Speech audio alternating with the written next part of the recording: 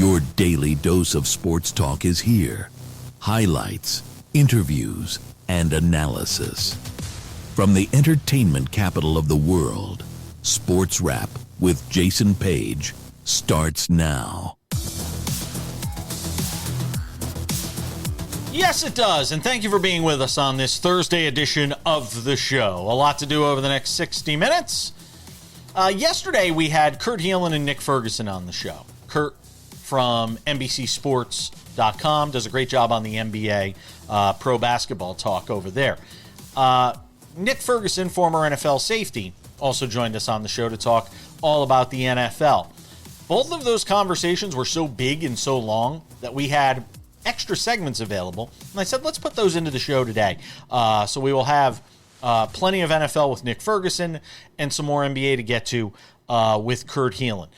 Speaking of the NBA, a big trade there. We'll talk about that with Sam Yarnell coming up. He joins us in this show. We've also got your college football playoff previews from the betting standpoint of things with Miami and Ole Miss tonight taking on each other, college football playoff semifinals, and then Indiana and Oregon in Friday's college football playoff semifinal. We'll talk about those as well. But as we always do to start Sports Wrap, it is time to talk about the big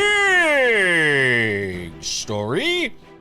And the big story comes to us from the NFL. The news breaking on Thursday morning that the Dolphins were parting ways with head coach Mike McDaniel. Nothing makes sense anymore. I mean, ever since the John Harbaugh firing, a lot of different chips and a lot of different dominoes are going to start falling in all different places. Let's backtrack a little on the Mike McDaniel situation before we get into the Harbaugh aspect of this and why I think it ties into it. At the beginning of the week, and we said it on this very show, the reporting was Mike McDaniel was keeping his job, that he was going to be actively involved in the search for a new GM, something Troy Aikman was also brought in to be a part of, the ESPN Monday Night Football analyst, and that they were going to all work in concert with Stephen Ross and put together a plan to find a new GM. Okay, so Mike McDaniel's going to keep his job. Then there was the talk of Tua potentially winding up elsewhere, saying, hey, he wouldn't mind a fresh start somewhere. Remember, he didn't start the final 3 games of the regular season, with Quinn Ewers getting an opportunity because of basically ineffectiveness as it related to Tua Tagovailoa. Then John Harbaugh gets fired by the Ravens on Tuesday.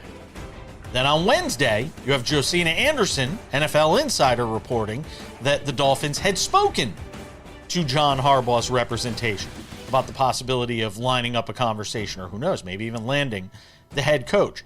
And then on Thursday morning, you get the news that Mike McDaniel is out after meeting with Stephen Ross earlier in the week, and Stephen Ross having some time to sort of think on it, deciding that we're going to go in a different direction. Now, maybe these things have nothing to do with each other. Maybe they have nothing to do with each other at all. Maybe it just happens to be that Stephen Ross slept on it and decided, you know what, we're going to go in a different direction. Clean slate, new head coach. Head coach will be able to pick his GM. GM will be able to pick his new head coach, new GM, and Troy Aikman's going to help us, and it's going to be wonderful. And who knows what that means long-term for Tua Tagovailoa as well. Except now he will be going on his 3rd different head coach, if indeed he is still with the organization next year. Cast that aside for a second. I find it very difficult to believe that Stephen Ross is making the decision to fire Mike McDaniel after beginning of the week it was leaked out that McDaniel was going to be part of the future of the team. Unless you know you've got at least a chance at John Harbaugh. And I don't think this may not be the last team. I mean, if the Packers go out early, you might hear a similar conversation taking place in Green Bay about whether or not that organization is willing to part ways with Matt LaFleur in order to have a shot at John Harbaugh, who is obviously the hottest coaching candidate in this cycle. Still, you are left to wonder ultimately, what is the Mike McDaniel era? How will we remember it? How we remember it today may not be how we remember it 3 months, 6 months, a year, 2 years from now. Ultimately, I think he was doomed by a combination of injuries and the fragility of Tua Tagovailoa, both mentally and physically, I think Mike McDaniel is going to get a shot at being a head coach somewhere else. He's young. He's still very highly regarded in terms of his offensive acumen. And I think at some point you're going to see him get another opportunity here in the NFL as a head coach. It's just a matter of when, I think, not if. Big story number 2. Trae Young, ladies and gentlemen. The Hawks trading Trae Young for C.J. McCollum, another piece as well, to the Washington Wizards. I'll get into this with Sam because I'm fascinated to get his point of view on this a little later on in the show because he's a big Wizards fan. Probably the only one I've ever met. But Trae Young to the Wizards is a bold move. And I will always, when it comes to both the Wizards and the Hawks, much like Nico Harrison, and you could crush Nico Harrison as much as you want for trading away one of the most generational offensive talents in the history of basketball in Luka Doncic. It was a bold move, and it may or may not pan out. Remember, they wind up getting Cooper Flagg, everything that sort of falls out from that. Who knows where Anthony Davis lands? I will always give not a pass, but some deference to an organization that's willing to make a bold move. From the Hawks' perspective, it's a bold move to move on from your franchise star. And they feel like they can do that because Jalen Johnson has obviously given them some things and really progressed in this season to make them feel like he could be the next guy they build around. And then you add C.J. McCollum to that, and you're on your way. You see what the Hawks are. Maybe they'll be in a play-in team this year by the time we get to the end of the year. From the Wizards' perspective, it's a bold move to bring in Trae Young.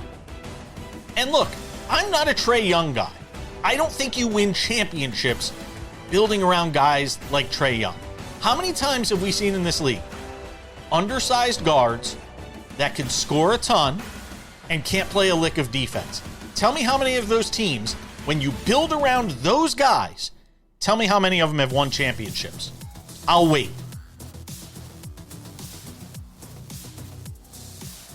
You can't. And that's the problem with Trae Young. If he's part of it, fine. If you are making him the piece, the singular piece that you're building a championship team around, and everything else flows from him, you're not winning a championship in Washington or anywhere else. The league is littered with teams that have tried to do it and haven't succeeded. We're back with more on Mike McDaniel firing next. Thank you for being with us on this Thursday edition of the show.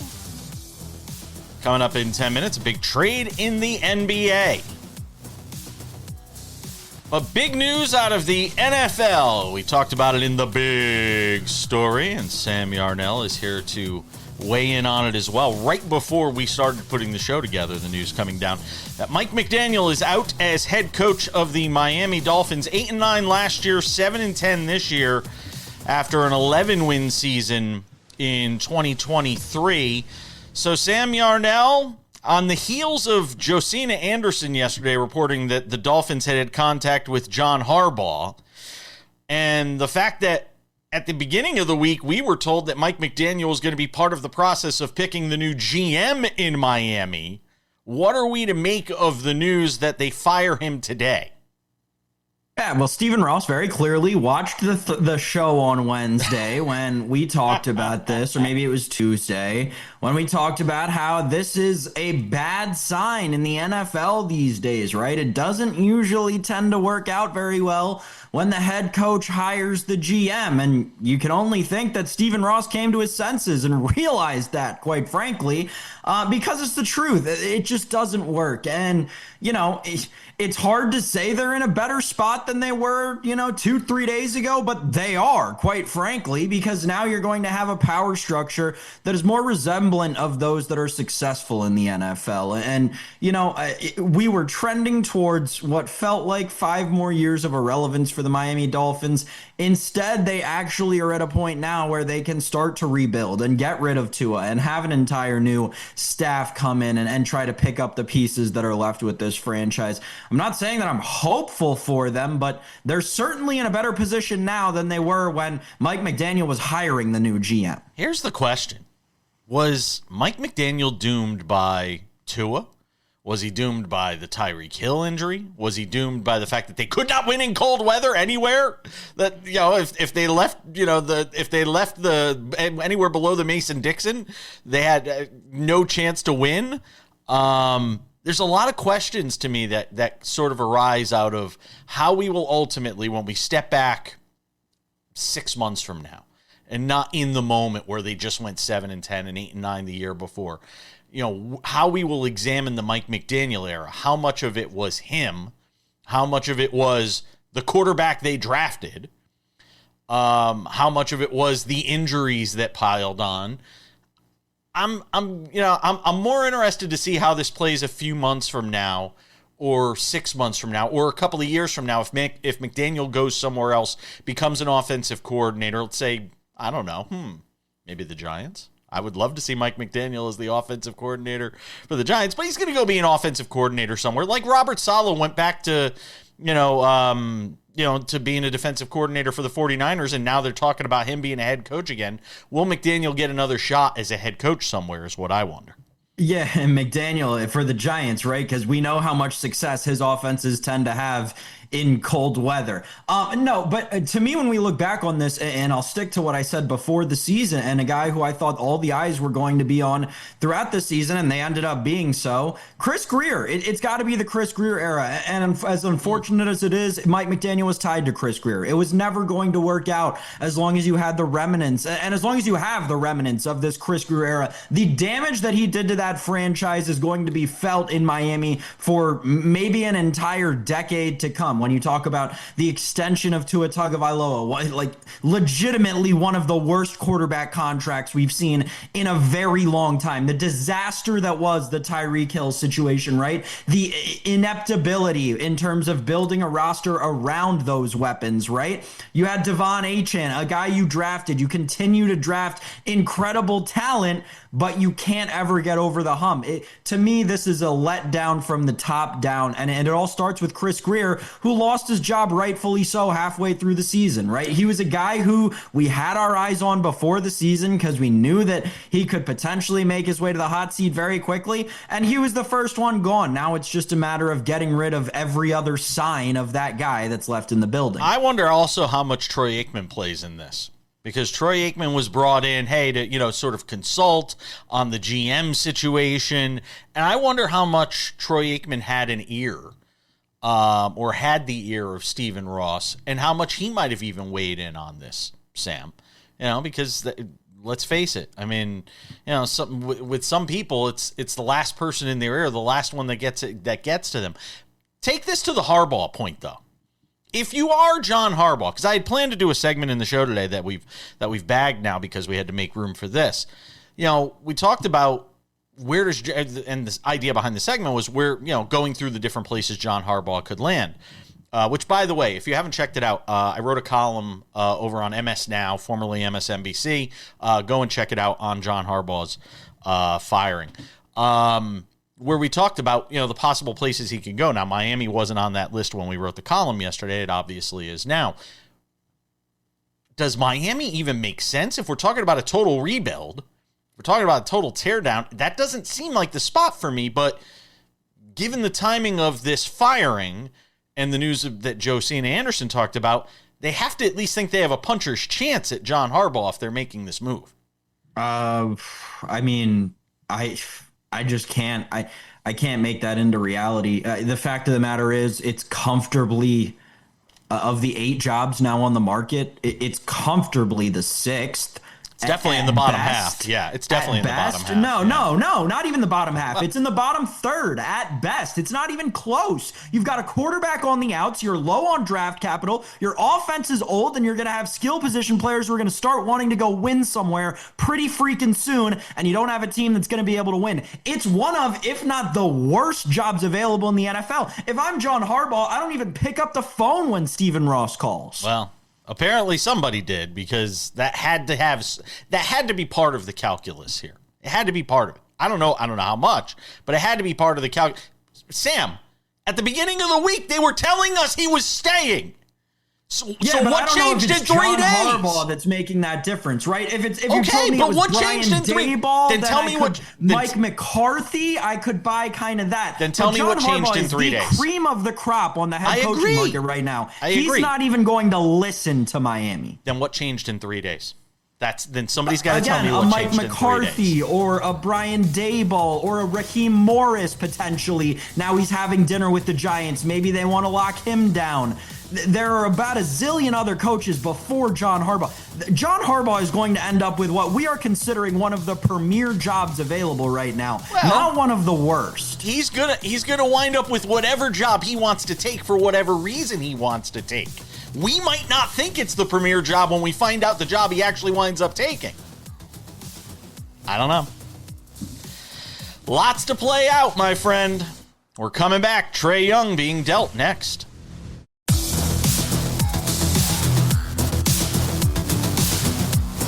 Welcome back to our Thursday edition of Sports Wrap from our studios in Las Vegas. Coming up in 10 minutes. Yesterday we had a conversation. We had 2 conversations. We had one with Nick Ferguson, former NFL safety, and our friend Kurt Heelan of Pro Basketball Talk at NBCSports.com. There was so much content out of those conversations that we're going to bring you some bonus coverage from those conversations.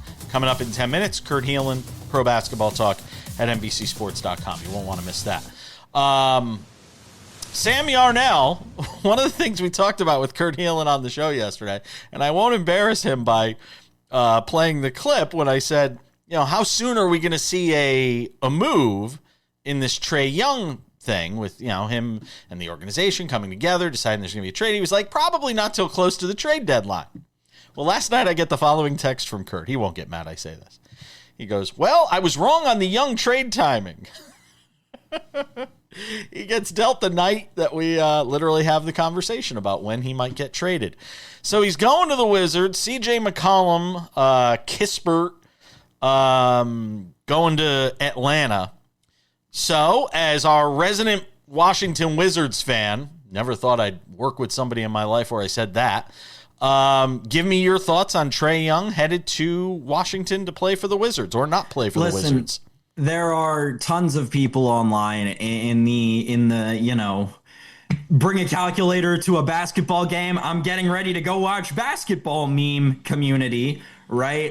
In the analytics community that are talking about, this is the first step in the Wizards becoming the OKC of the East. And this is Will Dawkins showing where he came from and yada, yada, yada. Listen, it's a little too early for that for my liking.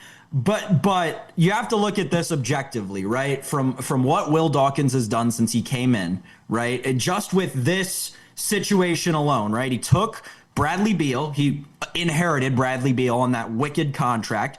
Traded him for CP3 in 6 second rounds and 4 pick swaps. Mm-hmm. Traded CP3 for Jordan Poole and a 2030 first round pick.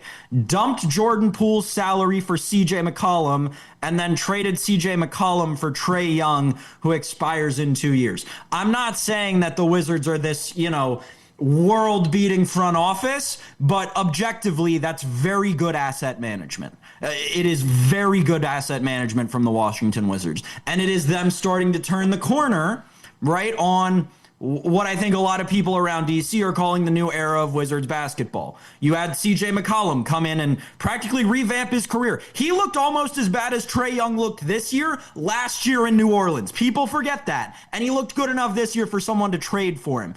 It's why a player like Trae Young wants to come to Washington. It is this ushering in of what feels like a new era under Will Dawkins. And I'm really excited about it, Jason. It feels like this is the beginning of them turning a corner with this young core. And, the move we talked about yesterday, Trae Young probably going to sit out the rest of the season so they can manage their top 8 protected pick. I think that the Wizards are not next up, but certainly not as bad as we're accustomed to them being. And look, I say this all the time. I said it when, as much as people think it was crazy that Nico Harrison traded Luka Doncic, and we can get into all the reasons why it is and why it isn't. I will always, there's an old saying, fortune favors the bold, right? This is bold. And what the Wizards continue to do is be bold. In a day and age where there are teams that are willing to stand pat, in a day and age where there are teams that say, well, let's not rebuild, but we'll retool and fix and we'll massage and we'll try and make this work and we'll try and fit this in. They're trying something bold. I don't know how it winds up working in the long term. I can't tell you the last time I watched a Wizards game, so I'm not going to sit here and try and pretend that I know everything that's going on in this roster. You probably know that much better than I do. But I will always take the side of an organization that's willing to try and do something to change the status quo. And the Wizards are trying to do that right now, Sam. And there's no denying that. I mean, 100%. You couldn't have said it any better, Jason. And quite frankly, and I said this to a bunch of people who, obviously came to me for thoughts on this trade immediately after it happened.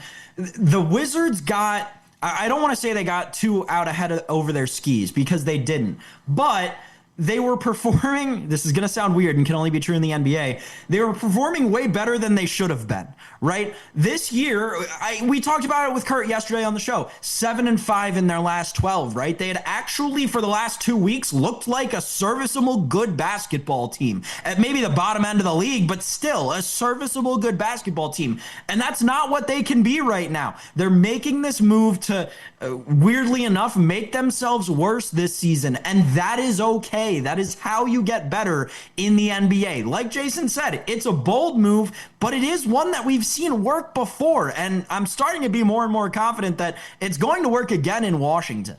What does it mean for Atlanta? Yeah, we know a lot of this had to do with Jalen Johnson's emergence on that team and sort of what he's been able to do. We talked yesterday on the show, and you were pretty hard on Zachary Rizachet, and Kurt was like, well, you're hard on him because he's the number one overall pick. He's the number one overall pick because it was a weak draft. I think that's a fair retort to that. And frankly, one of the things I noted about that team this year, and I can tell you, I haven't seen a lot of Wizards basketball this year. Somehow I've seen more Hawks basketball than I probably should. Their games have just wound up getting in front of my eyes. The team plays hard. Again, they were winning games without Trae Young this year that they probably shouldn't have been winning, and games where they probably weren't favored to win. That I watched them win a lot this year, or win more than they should.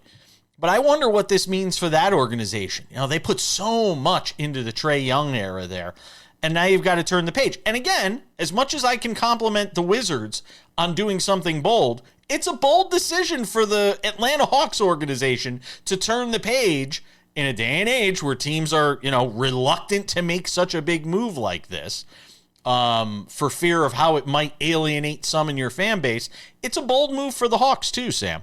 It is, but it gives them a ton more flexibility because now they don't have to worry about that Trae Young contract. CJ McCollum becomes also basically immediately movable. And obviously we've all already heard the rumors they're looking to go out and now move Kristaps Porzingis for Anthony Davis. It all becomes very, very interesting, Jason. But, I do think this is one of those very rare trades that we could look back on in a year, 18 months, and be like, yeah, it actually worked out for both of these sides. I absolutely agree with that. 100% spot on. And a good way to end the segment. So Trae Young headed to the Wizards. Godspeed. We're coming back. Kurt Heelan joined us on SportsWrap yesterday. There was a whole nother conversation with him you didn't see. And guess what? You're going to see it next.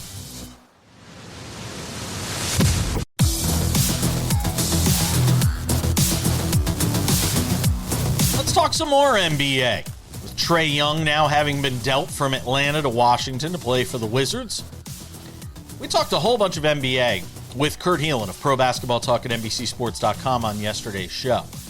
But there's a whole other part of the conversation from yesterday you didn't see. You're going to see it now. We started it talking about the Lakers. Are they for real at 23-12? It helps to have LeBron James and Luka Doncic in the clutch, but they've been lucky in the clutch, and I think that starts to balance out. They've also been they beat the Pelicans last night. They're beating the bad teams and losing to the teams that they need to beat. Are they going to lose by 30 tonight to San Antonio? Especially with San Antonio having lost a few in a row. Both teams on a back-to-back. I don't know. Wemby with 30 points in 20 minutes last night, off the bench. Yeah. It's ridiculous. Yeah. A thought on the Knicks with James Dolan coming out and saying, no, we don't need to make a move. And then they go out and lose by 30 to the Pistons. And I'm sitting there going, you don't need to make a move? Really? The Celtics just passed you in the standing. You don't need to make a move? Is he playing coy here? Or, if the right, he sort of said, well, as far as I know, we didn't make a play for Giannis in the offseason. Is he playing coy here? Or are they really going to just go with this and hope it's enough? I think they believe they're the most battle-tested team for the playoffs, right? Like, we've discussed it. As good as Detroit's been, they're not battle-tested. They believe in themselves. They better be worried about who Sam brought up earlier. Boston gets Tatum back, has a month to kind of fit everything together. That's a dangerous, dangerous team. I don't think they make a play for Giannis until the summer. If they do, Giannis doesn't get moved anyway till this summer. If they flame out in the playoffs, all bets are off. Honestly, I think that then it would get interesting if they reach but they believe that what Dolan said is what they believe internally, which is, man, we're a finals team. We're slumping right now, badly, but they believe that they can do it. So we'll see. If Philadelphia is healthy, yes, I know they lost the game to Denver, and Denver had nobody on the roster. But I have to say, I'm enjoying and I'm not a Sixers fan by any stretch. I'm enjoying watching them when they have everybody on the court. If they don't need even a better Embiid. If they get this Embiid, who has looked much better lately, yes. If he's moving better, he looks much better. If they get this guy and enough Paul George and everything they've gotten out of Maxey and Edgecombe and everybody else, they absolutely could win a 7-game series against any. Like, I don't think there's a team they couldn't beat. Everything kind of has to fall in line perfectly for them. Like, there is no margin for error, but when they play like they did against the Knicks the other day, yeah. Like, that's what's fun about the East. Like, literally right now, then I would, if you made me pick one, I'd pick the Knicks, but I'd pick the field over the Knicks. Like, I'd take the field over anybody right now. Speaking of the field, though, Kurt, and maybe this is just something I'm naive to, what happened to the Cleveland Cavaliers? Why have they fallen off so hard? I can't figure it out. What is going on in Cleveland? Yeah, it's bad. Their shooting has gone off. Their defense hasn't been quite as good. They show flashes. There's moments where you're like, that's starting to, they'll do it for like 3 or 4 games. You're like, here they go. No. Like, it's very disappointing. And I was told today they're not trying to move. They're like not active on the trade market. They really think they've got everything they need internally and they just need to figure it out. But Darius Garland's finally starting to look healthy. And I thought that was going to be the trigger. And it really hasn't been. So I don't know. It just, the way everything regressed from last year is kind of crazy. Yeah, I agree. I don't really understand totally why. Like, I would love to say, oh, they're not running as many pick and rolls. I don't know. I don't know what it is other than they're not shooting as well. Phoenix has wound up being a lot better than I think any of us thought they were going to be. And I keep pointing to the fact that Kevin Durant's not there. And that's kind of odd. That this team Jason is Page's Phoenix Suns. 21 and 15. I do. I absolutely do love them. Kevin Durant kicked them out. Do you know how pissed he is? Yeah. It's true. Are they going to be buyers at the deadline now that they're looking and saying, hey, the Thunder are slumping a little bit. Denver's without Jokic for an extended period of time here. I mean, does Phoenix get active here at the deadline to say maybe we can actually make a run this year? I don't want to predict Matt Ishbia, but like that's kind of a fool's errand. But I don't think so. The buzz is that relatively like they like where they're at and they like what they're building.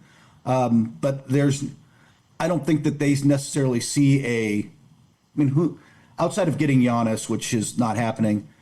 What's the move that I don't know that there's one move that makes them suddenly much more dangerous. They're not going to go star hunting. They're trying to build a culture. So I don't know. I don't think they're going to do much at the deadline. I think they're going to take this season as a win and try to build off of it. We hearing any buyers for Zion Williamson yet?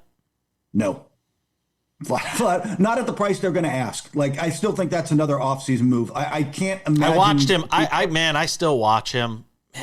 You forget how good even his ball handling skills are and stuff. My God.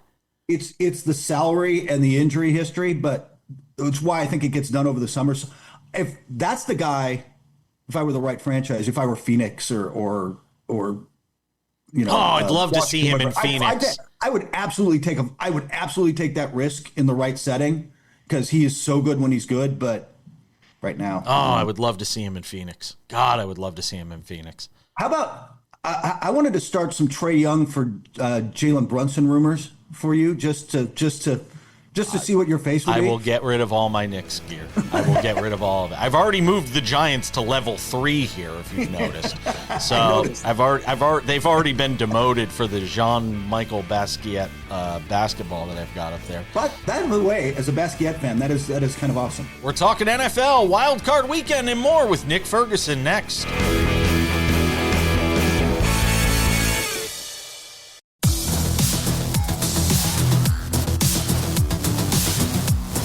Back to the show. We wrap things up in 10 minutes with some odds and ends, including some insights from a betting standpoint on the college football playoff semifinal games.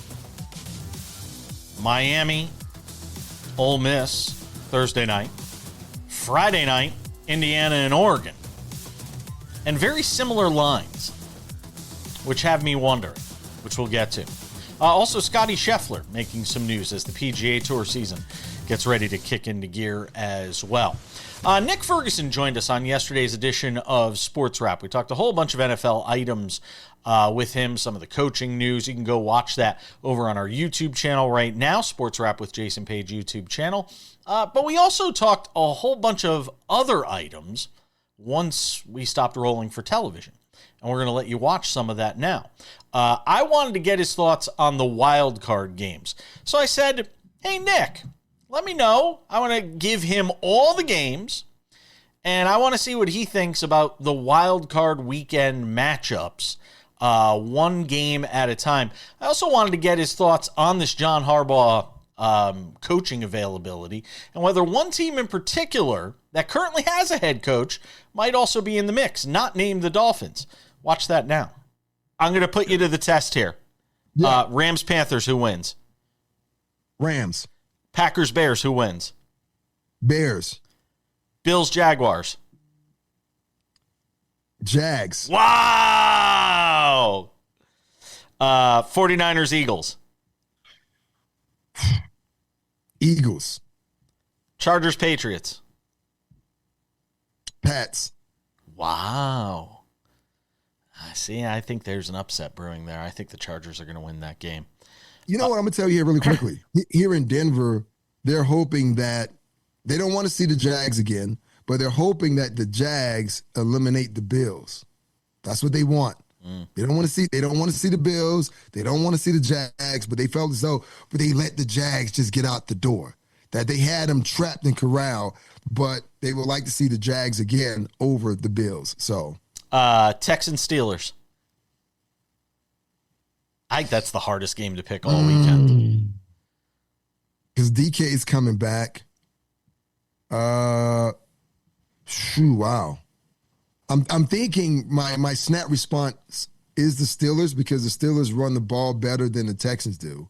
But I know Aaron Rodgers has issues with pressure. Now, what they did against Cleveland, they were trying to slow down Myles Garrett, but they're not going to slow down Will Anderson and Danielle Hunter. So I'll go with Houston. I'll make it easier for you. Mike Tomlin hasn't lost a Monday night game in like 6 years. At home, yeah. Well, it's always the first time for everything. Fill in the blank. Vance Joseph will be coaching blank next year. Somewhere else other than here in Denver. No, come on. That's a cop-out. What team? Wait. You set up the question, and I answered it. So maybe you should answer the question a little differently. That's all I'm saying. Which NFL team is Vance Joseph going to be coaching next year? See, there you go. I would say,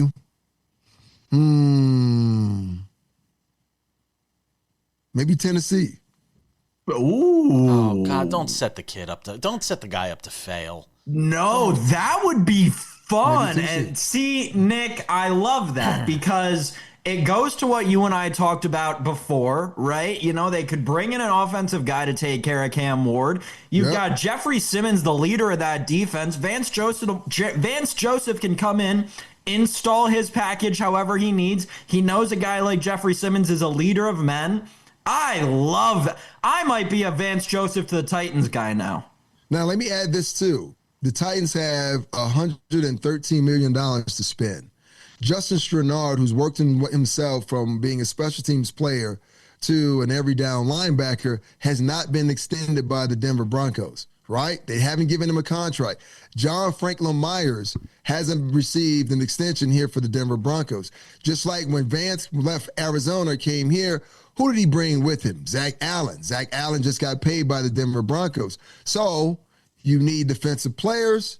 Vance Joseph is a great defensive coach. His players love him. He goes to Tennessee. He has more power. He has more money. And oh, by the way, he brings a couple of players right along with him. If you are Woody Johnson, do you fire Aaron Glenn if you can get John Harbaugh? No, because if you were to do that, John Harbaugh is still in a tough situation. You're in New York City. You don't have a lot of talent. You don't know who your quarterback is. Like a lot of these jobs, just think about it. Why would you take a job knowing as though you're going to get fired a couple years later, right? And you don't have a quarterback. The money's great, but you're going to be under a lot of scrutiny. And you need to find a quarterback, and you need to find a backup quarterback as well. That Jets job may look lucrative or just kind of look, oh, that's a great job, because guess what? You traded Quentin Williams and Sauce Gardner, and you got first-round picks. You still don't have a quarterback. I'm not asking it from the Harbaugh perspective. I'm asking it from the Woody Johnson perspective. No. If Woody does that, it would say that you have no idea what you're doing. But we already know that. And you're chasing points. The idea is, though, you made a decision with Aaron. You got to stick with it at least 3 to 4 years to see it through. Because if you don't, and you make a move like that, you're going to continue to make moves just like that. It's no different than the Cleveland Browns or people who are thinking the way you solve your quarterback issue is to continue to draft quarterbacks. No, you have to draft the right quarterback because you have to have a damn plan, right? Who do we want? What do we want our offense to look like? Who are we going to surround him with? And that's why, Cleveland is still in quarterback purgatory. They still don't have a quarterback right now. And what it was, Tommy Reese is their offensive coordinator. I just saw something flash on my phone. They're interviewing him for the head coaching job. We wrap it up with odds and ends next.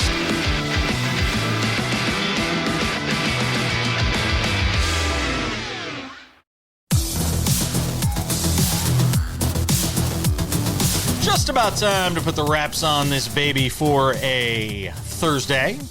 Tomorrow on the show, it's a Friday. We haven't had Robert Littal on in weeks because of the holidays. Robert Littal makes his triumphant return to the show, Black Sports Online founder. Looking forward to getting his thoughts on a myriad of sports items. If you haven't done so yet, make sure to subscribe to the Sports Wrap with Jason Page podcast, available on all your favorite podcasting platforms: Spotify, Apple Podcasts, YouTube Podcasts, iHeartRadio, TuneIn, Odyssey, Amazon. Anywhere you get a podcast, you can listen to this show Monday through Friday, 45 minutes in crystal clear audio, or as crystal clear as our microphones allow us to be. The Sports Wrap with Jason Page YouTube channel. This is all the rage. Go and check it out. The kids love it. The Sports Wrap with Jason Page YouTube channel has everything Sports Wrap, the TV version of the show, available Monday through Friday. Pro tip, it's often available on YouTube before it's available anywhere else. My digital folks love that.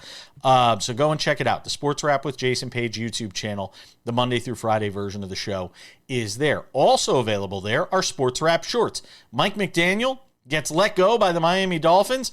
Boom! We're right there with a Sports Wrap short right there on the YouTube channel. Sports Wrap shorts available on the YouTube channel. Also available on our TikTok.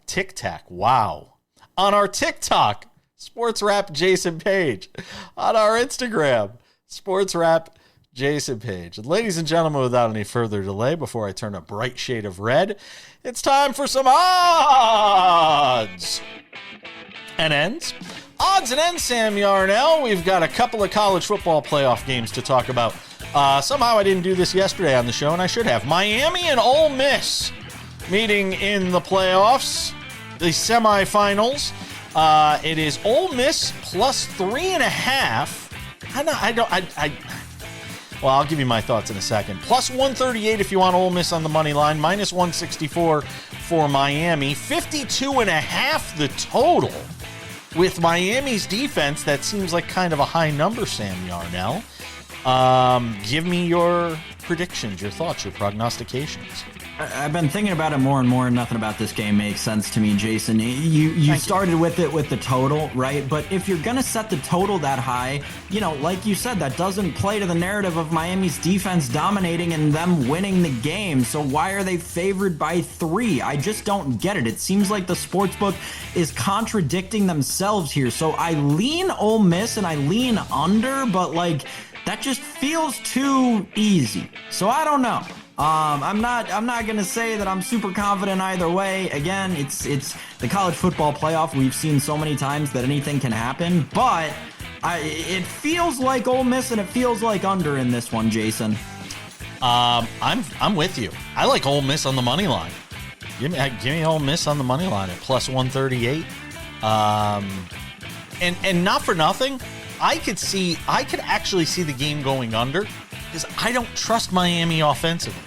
Right. I don't trust Carson Beck. What are they showing you that should lead you to trust them? I saw one of these questions on one of these talk shows where they were like, who do you trust more, Trinidad Chambliss or Carson Beck? Trinidad Chambliss is who I trust more in that matchup. Sorry, I just do. And as you're watching this, Carson Beck has just thrown his 6th touchdown, and he's eclipsed 400 yards for the first time in a national semifinal history. Or you're watching it after the game, because we do replay in a lot of markets. If you're watching us on Masson right now, you're like, wow, that Jason Page, what a dope he is. Oregon and Indiana in the other semifinal, Sam Yarnell. Oregon, plus 3.5. Again, none of this makes sense to me. Indiana minus 3.5. The minus 178 on the money line, 48.5 the total. I like Indiana here, Sam. Yeah, I'm with you. Oh gosh, we're dead. We're done. We're done. We're getting buried. All right, folks. I hope you enjoy your Miami Oregon national championship. Yeah. That one ought to be fun in a couple of weeks. Where's Scott Wetzel?